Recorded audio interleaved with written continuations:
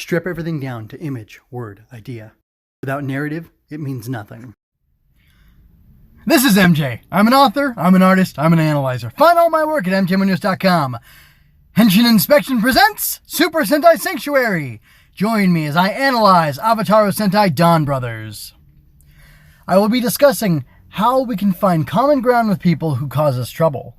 Plus, I have a creator spotlight on veteran Toei Tokusatsu director Katsuya Watanabe. This is Super Sentai Sanctuary Episode 6, We're Like You and I. Avataro Sentai Donbrothers Episode 6, King Pheasant for a Day, originally aired April 10, 2022 in Japan. The writer is Toshiki Inoue, who's the head writer of the series, and the director was Katsuya Watanabe, who, like I said, is a legend of Tokusatsu directing, at least for the Toei company. I will not belabor the writer credits, but Watanabe directed last episode and this episode, so he's got episodes 5 and 6 so far of the series. He is the third director total that we've had, and you can see who the other guys were and what episodes they directed if you look at the show notes over at mjmunoz.com. The negative, right away I would get into it, is the writing was too fast-paced, and some things didn't make sense. The next thing is Tsuyoshi really didn't know Taro was Don Momotaro until this episode. I find that hard to believe. It scratches incredulity. I just find it hard to believe. It's a hard pill to swallow, like many other things in this life. And then the next thing is that Haruka and Saru didn't get thrown out of Jin's cell. I find that to be very disappointing. I was hoping that we'd see it again. I don't know if Inoue was trying not to belabor that joke, but he should have done it. I bet it was done for cost savings. Moving on to the positive, I only have really one thing here in the positive section, which is that Haruka and Saru asking Tarou so directly about all the stuff in the show, like who are our enemies, who are you, what do we do about them, what are they after, all that stuff. He didn't even know, he didn't know, and I kind of like his response because it was based in his character, though it was a tool for Inoue to hide plot details. I find that very clever, but also a little irritating. But it still goes in the positive column for me. As far as direction is concerned, Tsuyoshi's self-doubt and lack of confidence were displayed well. Great performance by the actor. And the Cerebrin are weird and unearthly, in part due to their appearance, because I think they picked people with very interesting features, let's say, distinguished features. And then, I think they had some decent direction. The whole face scrunching up to try to approximate a smile out of the gold-brown knight dude who wants to do the... Who wants to know what it is to laugh, I guess? That was pretty interesting. And I think the blue boy and the white girl, these names are not good. Blue boy and the white girl, they did some interesting stuff too, but I mostly remember Mr. Smiley. So anyway, moving on. I am perplexed as to what the heck these Kibi points are, and I'm sure we will learn as the series goes on. But I'm not going to look into it right now. That, and then there being a reference to an admin and Jin being the one who was looking at the Kibi points on a computer monitor makes me think that he's the admin and he's, I don't know, I almost feel like he's a DM, like he's running a game of this Donbrothers scenario in this other world that's possibly a fake world or something. I don't know. I'm getting Gridman vibes from the way the giant-sized mecha fights happen, where it the cityscape ascends up to some extent, and then there's the grid area where they're fighting. Basically, it reminds me so much of that visually, and it does feel like an instant tab reaction when things are transformed. And I don't know things have never gotten destroyed in a major way, so we've never had to see anything. We've never gotten the chance to see things revert like we did in that very first episode of Gridman, which told us that something wasn't quite right. So I don't really know what's going on there. So, Inoue's doing something interesting with the writing. The monsters, Tsuyoshi and Taro, are all alike in some way, but they handle their parallel roles differently. And I am wondering, was this theme or construct present in the previous episodes? I do not remember. For my general notes, you can look into those yourself over on the website. And I'm going to move right into my reflections. And I want to say that I'm kind of wrestling with the question of that I think the show presented. How can we find common ground with people who cause us trouble? So I'll get around to answering that after I present this other idea. So the nurse shark, which that's a great pun, by the way, the nurse shark monster is in need of something, which is for people to need her, as she is all stressed out about being the nurse her patients need her to be. Tsuyoshi is desperate to be the man Miho needs him to be. Taro is not stressed about filling his role as savior or unifier or whatever he's supposed to be.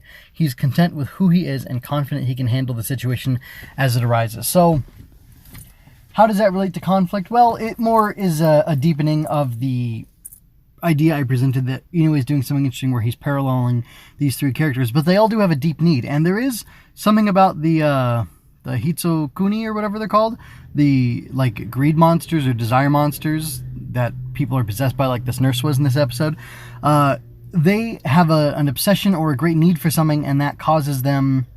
They have like a parasitic relation, or the monster has a parasitic relation with them, feeding off of that, I think, encouraging it, and then it spirals until finally they reach a crescendo or a point where they're able to grow from that, and they manifest themselves as this monster. And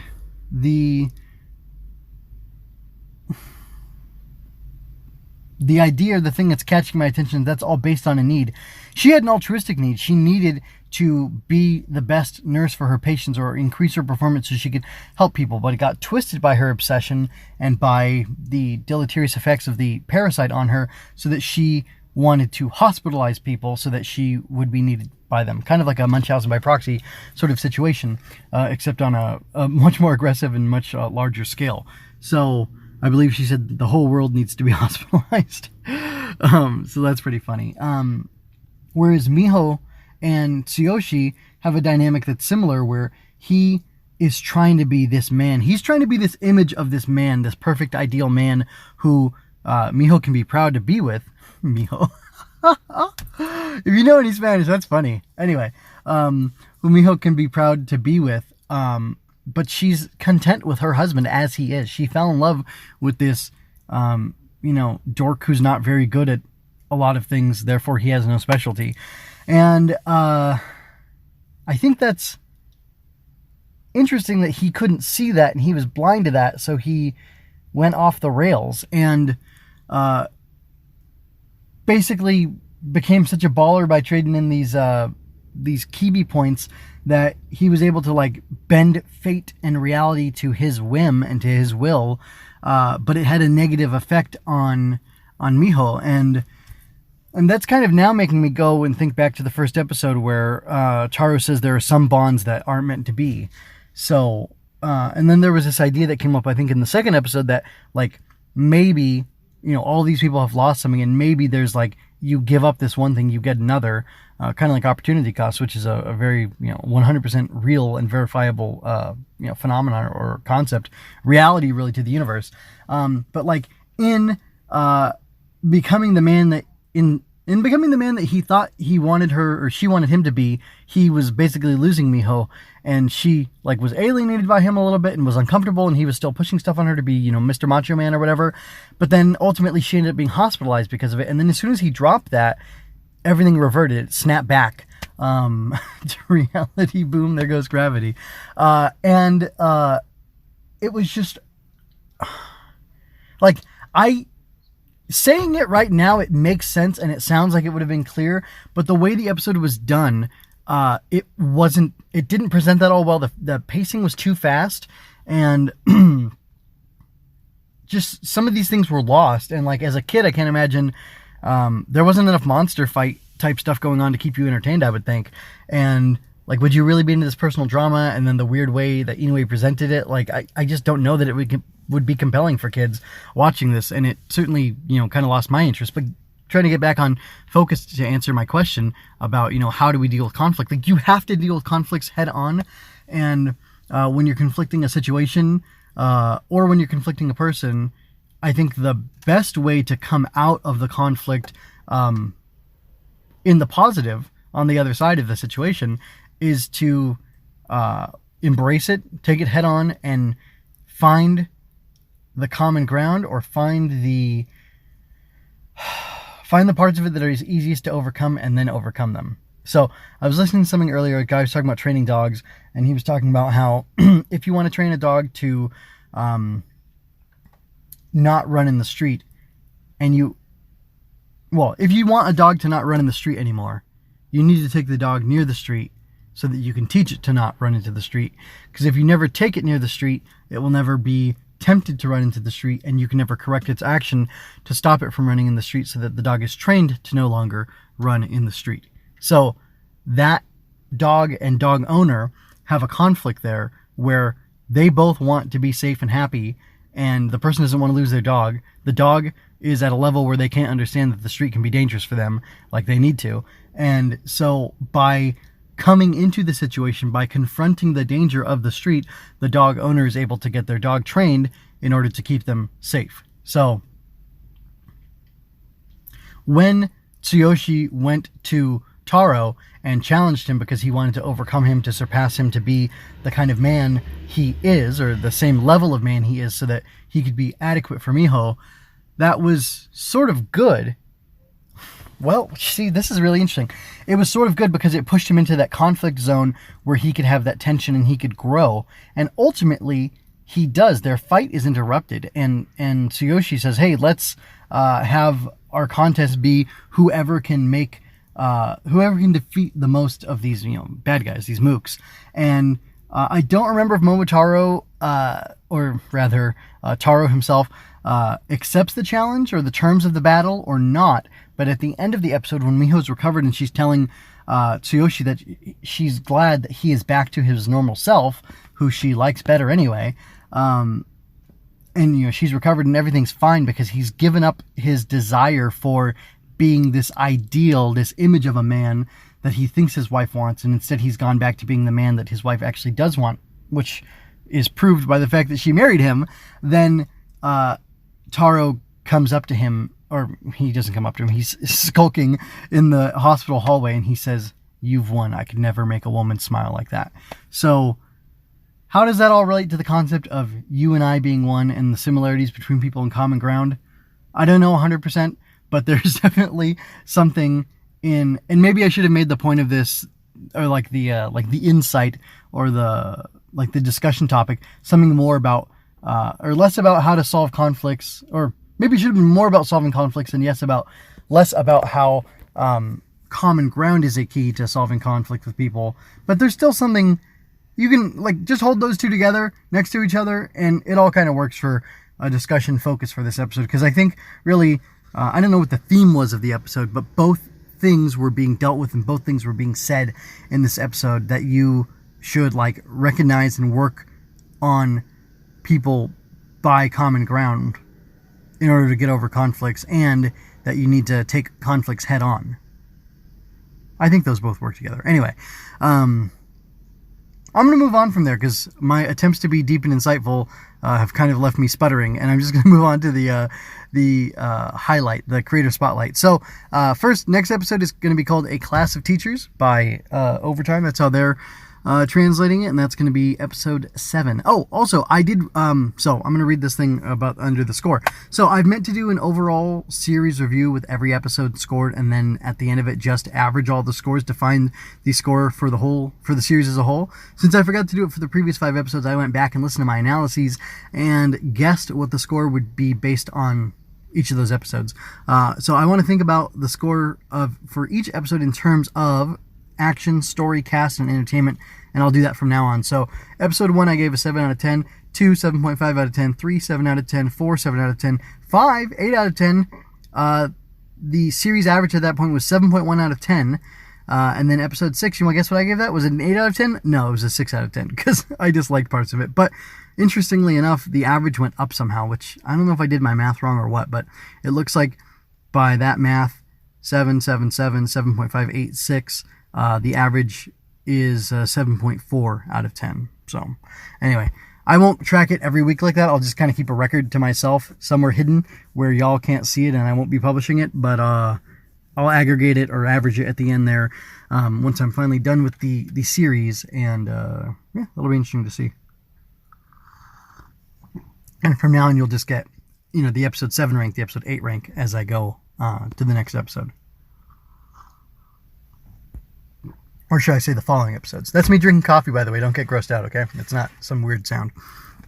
Anyway, so what brought this episode down from an 8 to a 6, like the previous episode, for me, was that the action was solid but over too quickly. The story was skeletal and mostly filled with exposition and gags.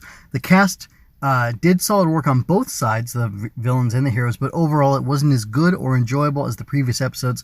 It felt disjointed and rang a bit hollow for me. So that's why I'm giving Donbrothers episode 6 a 6 out of 10. Alright, so Creator Spotlight. I couldn't find much about Watanabe, so I will let his body of work speak on his behalf. And if you go look at the actual website, or if you go look at the show notes over on mjmonews.com, it's way more impressive than the condensed version I'm going to tell you. It takes up so much space on the page because of the way the wikis had this formatted, and I mostly just ripped this from, let's see, it was like the Power Rangers wiki, Super Sentai wiki, Power Rangers, Kamen Rider, and Metal Heroes wiki. So anyway, I will give you a real quick overview of this man's career. So here you go. Katsuya Watanabe has directed 23 Super Sentai series and served as head director for 3, Hurricaneger, Majiranger, and Goanger. He also directed 16 Super Sentai movies. He has directed 4 Kamen Rider series and served as head director for 1.5 maybe? The wiki isn't explicit, but he directed he directed 16 episodes of Kuga and 11 of Ghost, which I consider like half, because it's only a 40-some episode run. So he directed a quarter of them. That's pretty good. He also directed 2 Kamen Rider movies, Blades, Missing Ace, and Kamen Rider World, which saw J and ZO, for some reason, team up against a giant shadow moon, which is kind of weird. It was a 3D movie, and I'll talk more about that later. He has directed 3 Metal Heroes series and a 3D movie, Toei Hero Daishugo. This was part of a 1994 amusement park project that saw Kamen Rider World and Super Sentai World, as well as Toei Hero Daishugo, which was all the Metal Heroes together. And these were all 3D movies that were directed by Watanabe, and that is pretty freaking cool. I would talk, let me see. I'm going to go skim down and see if I know which episodes of Ghost he directed and if I remember them. Explosion, Paint from Your Heart, pretty good. Explosion, Disaster, Red Sky, Conflict, Terms of Resolution, Bizarre, Power. The Gonmeiser's debut was really cool. Let's see, Reminiscence, Miracle, Infinite. His Infinity form or whatever, Mugen. That would have been. That's a great one, actually. A lot of good action in that. Opposition, Father and Daughter, Courage, Tragic, Horrible, Disappearing World. Anyway, I don't know. Dual Words from the Swordsman. I thought, that's with the Musashi one. That one was okay, but really, the episode 33, the Mugen debut, episode 31 with the Gonmeiser showing up was really great. And I believe Paint from Your Heart. I think that was a really good one, but I can't remember. I thought Sword Mama was in that one as well. There was a Sword Ganma. She was a lady. She was super cool. And she almost seemed reasonable and honorable to some extent, but Takaru just killed her anyway, which I always found a little disturbing and shocking, but whatever. So yeah, that's about it on the Creator Spotlight, and I am going to go ahead and start signing out from here. Check out the TikTok for, I'm going to talk about the worst thing in Donbrothers episode 6, the best thing, and then the thing that got me thinking. And I think I do a pretty good job of keeping it fresh and keeping it distinct from what I talk about specifically in this episode. Maybe if you read the show notes, you'll get some overlap, but I'm just giving like bullet points basically in the show notes, so it's not going to be the same experience, and it's on a different format, so you can check that out. So I am going to go ahead and get out of here. I ask that you check out the blog, mjmonews.com, where you can see the full show notes and links to all sorts of other stuff, as well as all the other analysis I do. I've got my art page up there, as well as my links to all my writing that is posted and hosted up on mjmonews.com. I am doing a Float first. I'm using the Float social media app and platform. I'm writing some stuff there and releasing it there before it goes on the blog, but all the stuff I'm writing there is related to my fiction that will ultimately be on mjmonews.com. You can find it there, and you can find episode releases there for this show as well, Super Sentai Sanctuary, and all the rest that I do. So, I ask that you check that stuff out. Subscribe, like, share, comment, whatever. I want to hear stuff from people and have a conversation about this, because without you, it's just me talking about this. Anyway, I leave you with peace and blessings. This is MJ signing out.